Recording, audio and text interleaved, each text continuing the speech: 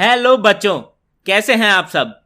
आज इस वीडियो में हम रिलेशंस एंड फंक्शंस टॉपिक के सभी important concepts, formulas and examples सिर्फ 15 मिनट्स में कवर कर लेंगे। स्टार्ट करते हैं रिलेशंस की डेफिनेशन से। अगर दो सेट्स ए एंड बी आपको दिए गए हैं, इन दोनों सेट्स के सभी एलिमेंट्स के ऑर्डर्ड पेयर से हमें मिलता है ए एंड बी का Cartesian product A cross B.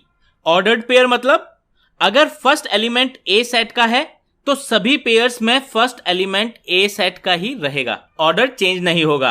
अब इस ए क्रॉस बी सेट से हम कुछ पेयर्स पिक करके एक सबसेट आर बनाएं ताकि हम हर पेयर के first element and second element को किसी एक पर्टिकुलर कैरेक्टरिस्टिक से रिलेट कर पाएं। तो इस सबसेट आर को हम रिलेशन बोलेंगे। इस एग्जांपल की बात करें तो यहां रिलेशन है first element is square of second element. Relation के सेकंड एलिमेंट को फर्स्ट एलिमेंट की इमेज कहते हैं। रिलेशंस को दो फॉर्म्स में लिख सकते हैं, set builder form and roster form. Therefore बच्चों, इस रिलेशन का सेट बिल्डर फॉर्म होगा R equals to x, y pair such that x is square of y where x belongs to set A and y belongs to set B। And roster form हमें सभी pairs को list down करके मिलेगा। Set A and set B के diagrams में बच्चों relation हम दिखाते हैं by connecting related elements with arrows. Relation के फर्स्ट एलिमेंट्स के सेट को डोमेन कहते हैं एंड सेकंड एलिमेंट्स के सेट को कहते हैं रेंज। इस केस में डोमेन में ये दो एलिमेंट्स हैं एंड रेंज में ये चार एलिमेंट्स आएंगे बच्चों। एक टर्म और यूज आता है बच्चों, कोडोमेन, जो सेट बी के सभी एलिमेंट्स का सेट होता है। इस केस में बच्चों कोडोमेन में 5 टर्म्स होंगी। रिलेशन 3 टाइप्स के हो सकते हैं, reflexive, symmetric and transitive. Reflexive relation वो हैं जिनमें for every element a belongs to set A there is a pair a comma a belonging to the relation R. For example बच्चों, अगर सेट ए है 1, 2, 3 एंड हमें ये रिलेशन R दिया गया है, ये रिलेशन रिफ्लेक्सिव है बिकॉज A के हर एलिमेंट 1, 2 एंड 3 के लिए रिलेशन R में 1, 1, 2, 2 एंड 3, पेयर एग्जिस्ट करते हैं। सिमेट्रिक रिलेशन वो होते हैं बच्चों जिनमें सेट A के किन्हीं दो elements let's say A1 and A2, इनके कॉरस्पॉन्डिंग रिलेशन में अगर जो भी A1, A2 पेयर एग्जिस्ट करते हैं उनके कॉरस्पॉन्डिंग A2, A1 पेयर भी उस रिलेशनशिप से बिलोंग करना चाहिए। अगेन अगर सेम सेट A के लिए रिलेशन R ये दिया गया है। सो ध्यान से देखिए बच्चों, पेयर 1, 2 एंड 2, 3 की अगर हम बात करें तो इनके कॉरस्पॉन्डिंग 2, 1 एंड 3, 2 भी इस रिलेशन से बिलोंग करते हैं, इसीलिए ये रिलेशन सिमेट्रिक होगा। ट्रांजिटिव रिलेशन में बच्चों अगर सेट A के एलिमेंट से हम दो पेयर बनाते हैं A1, A2 and A2, A3 जो रिलेशन R से बिलोंग करते हैं, यहां दोनों पेयर में एक एलिमेंट A2 कॉमन है एंड इन दोनों पेयर के कॉरस्पॉन्डिंग बच्चों नॉन कॉमन एलिमेंट्स का जो पेयर है A1, A3 अगर वो भी R से बिलोंग करता है तो ये रिलेशन R ट्रांजिटिव रिलेशन कहलाएगा। फॉर एग्जाम्पल, अगर सेट A 1, 2, 3 दिया गया है और इससे हमने बनाया है फॉलोइंग रिलेशन R, तो ये रिलेशन ट्रांजिटिव होगा बच्चों, क्योंकि ध्यान से देखिएगा 1, 2 एंड 1, 3 दो पेयर्स हैं एंड इसके कॉरस्पॉन्डिंग 2, 3 जो पेयर बनता है वो भी रिलेशन R से बिलोंग करता है। अगर कोई relation R reflexive, symmetric and transitive तीनों है तो उसे इक्विवेलेंस रिलेशन कहते हैं। अब एक एग्जाम्पल डिस्कस करते हैं बच्चों जो एग्जाम्स के लिए बहुत इंपॉर्टेंट है। लेट्स से आपको एक सेट दिया गया है बच्चों, सेट A, जिसमें वो सभी इंटीजर्स हैं जो 0 से 12 के बीच में हैं, इंक्लूडिंग 0 एंड 12।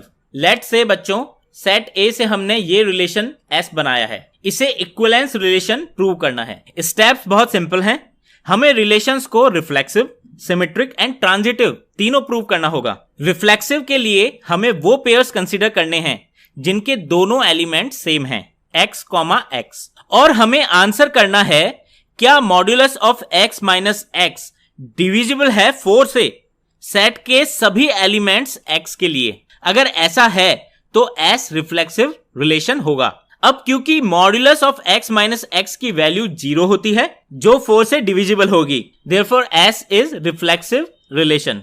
सिमेट्रिक रिलेशन के लिए हमें प्रूव करना है सेट A के दो एलिमेंट्स x एंड y का पेयर अगर रिलेशन S से बिलोंग करता है, यानी modulus of x minus y 4 से डिविजिबल है, देन S में y कॉमा x पेयर भी होना चाहिए, मीनिंग y माइनस एक्स का मॉड्यूलस भी 4 से डिविजिबल होना चाहिए। क्या y माइनस एक्स का मॉड्यूलस 4 से डिविजिबल होगा अगर x माइनस वाई का मॉड्यूलस 4 से डिविजिबल है? Modulus of x minus y अगर 4 से डिविजिबल है, then this should be equals to 4k where k is some integer value, और यहां से हमें मिलेगा minus times y minus x का मॉड्यूलस इक्वल्स टू 4k, और माइनस क्योंकि मॉड्यूलस से बाहर निकल के गायब हो जाता है, इसीलिए यहां से हमें मिलेगा y माइनस एक्स का modulus equals to 4k which is divisible by 4। Therefore pair y comma x भी रिलेशन S से बिलोंग करता है, hence S is symmetric relation. Transitive relation prove करने के लिए हमें सेट A के दो पेयर्स लेने होंगे x comma y and y comma z जो रिलेशन S से बिलोंग करते हैं, मीनिंग x कॉमा y का modulus is divisible by 4 and y minus z का modulus is also divisible by 4। ये बातें हमें गिवन है, तो हमें प्रूव करना होगा x कॉमा z जो थर्ड पेयर है वो भी रिलेशन S से बिलोंग करेगा, यानी कि modulus of x minus z is also divisible by 4। If both x minus y and y minus z इन दोनों का जो मॉड्यूलस है अगर डिविजिबल है 4 से, then we can write modulus of x minus y equals to 4 times k and modulus of y minus z equals to 4 times k dash, where k and k dash again are some integers। x minus z के modulus की अब बात करते हैं, इसको हमें 4 से divisible prove करना है। इसे हम ये भी लिख सकते हैं modulus of x minus z equals to modulus of x minus y plus y minus z। तो इसे हम फर्दर सिंप्लीफाई करके लिख सकते हैं modulus of plus minus 4k plus minus 4k dash.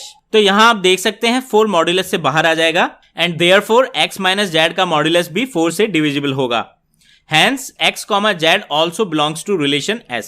Therefore S is transitive relation. Since S is all reflexive, symmetric and transitive relation, therefore it is equivalence relation.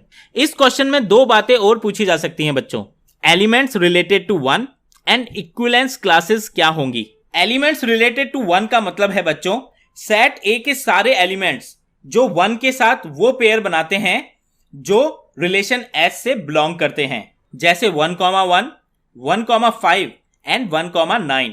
ये सभी pairs relation S से belong करते हैं क्योंकि हर pair के elements का difference 4 से डिविजिबल है। Therefore elements related to 1 are 1,5, 9। Equivalence classes का मतलब है बच्चों सेट A के हमने सबसेट बना दिए हैं सच दैट हर सबसेट के एलिमेंट्स का पेयर इक्विवेलेंस रिलेशन S से बिलोंग करता है। ये सबसेट ही इक्विवेलेंस क्लासेस होते हैं।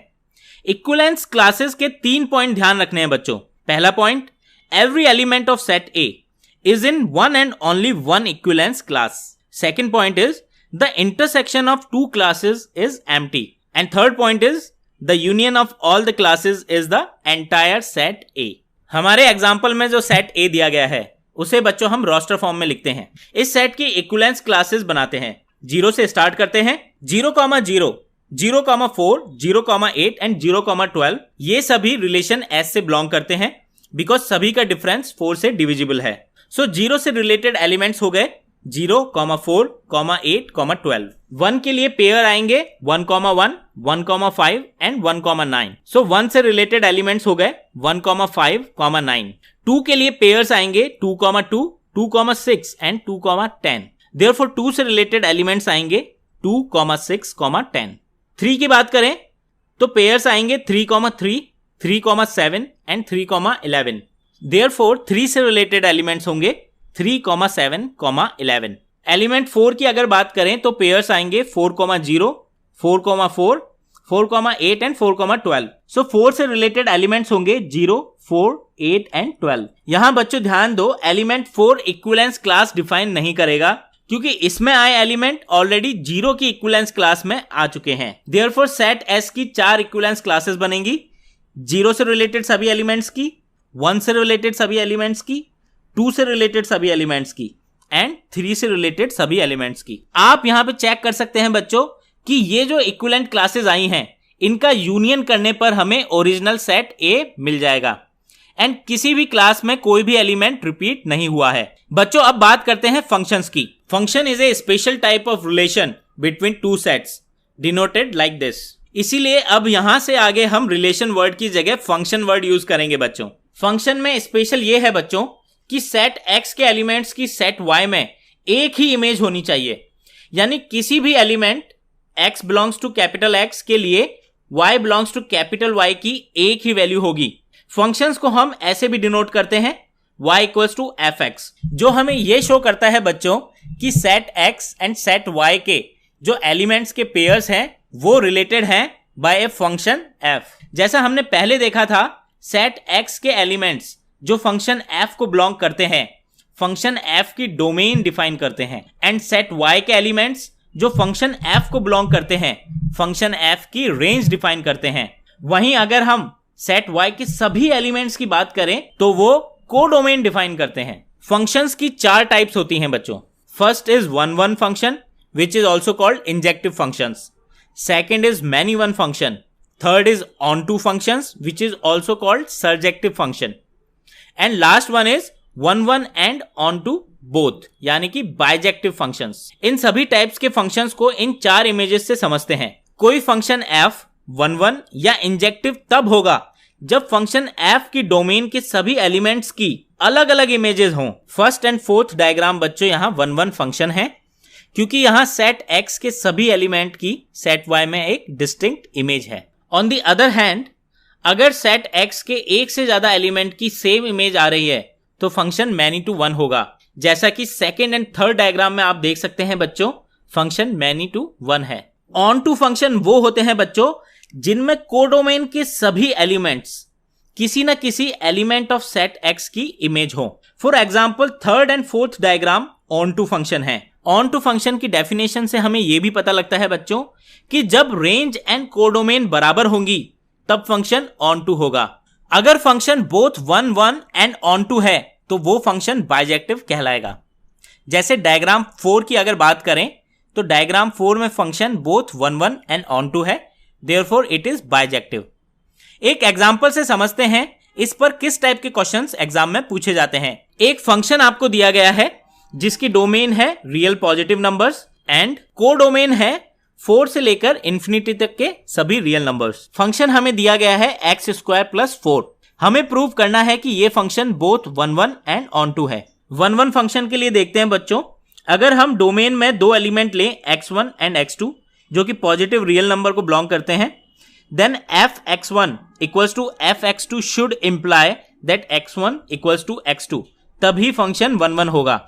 यानी कि अगर इमेज सेम आ रही है तो एलिमेंट्स भी सेम होने चाहिए। f(x1) की वैल्यू होगी x1 square plus 4 and f(x2) की वैल्यू होगी x2 स्क्वायर प्लस 4। इन दोनों को इक्वेट करके हमें मिलेगा x1 equals to x2, therefore the function is one one. Onto की अगर बात करें तो हम x को y के टर्म्स में लिखकर देखेंगे। y equals to x square plus 4 हमें गिवन है, यहां से हमें मिलेगा x स्क्वायर इक्वल्स टू y माइनस 4 और x equals to under root y minus 4। Now since हमें कोडोमेन दे रखी है 4 या 4 से बड़े सभी real numbers, therefore y minus 4 हमेशा पॉजिटिव रहेगा एंड y की हर वैल्यू के लिए x की कोई ना कोई वैल्यू हमें जरूर मिलेगी। Therefore function f is onto. अगर बच्चों मान लो हमें कोडोमेन दी गई होती 2 या 2 से बड़ी सारी रियल वैल्यूज, तब थोड़ी गड़बड़ हो जाती, देन ये फंक्शन ऑन टू नहीं होता। बिकॉज y की 2 से 4 के बीच में अगर हम वैल्यू देखते तो y माइनस 4 हमारा नेगेटिव होता एंड x की कोई भी पॉजिटिव रियल वैल्यू हमें नहीं मिलती। बच्चों अब बात करते हैं कॉम्पोजिट फंक्शंस की, जिसे लिखते हैं g of fx।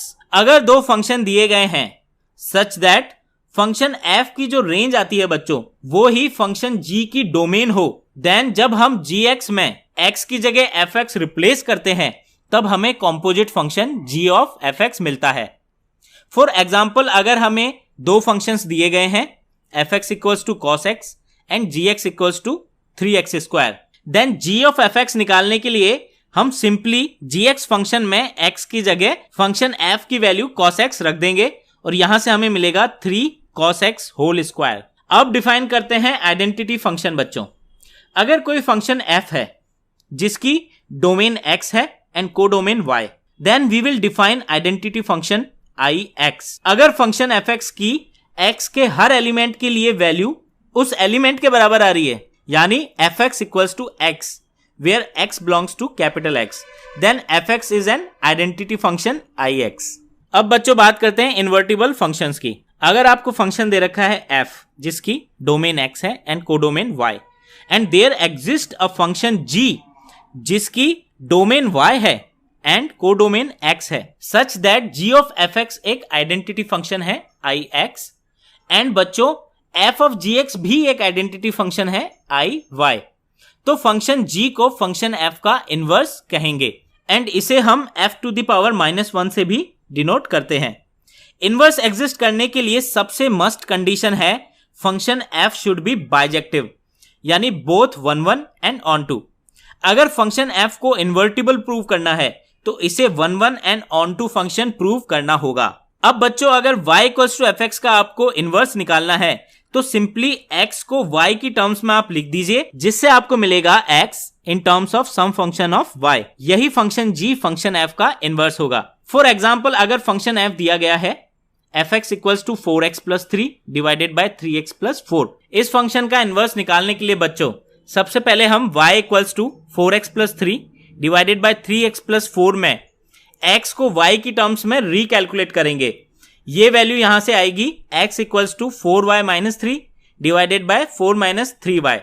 Now this function 4y minus 3 divided by 4 minus 3y is inverse of our original function f। बच्चों इस तरह लेस देन 15 मिनट्स में हमने रिलेशंस एंड फंक्शंस के सारे important points and formulas cover कर लिए हैं। मैथ्स के ऐसे और भी रिवीजन वीडियोस मैं चैनल पर डालता रहूंगा, इसलिए चैनल सब्सक्राइब जरूर कर लें। Happy learning with fundamentals.com।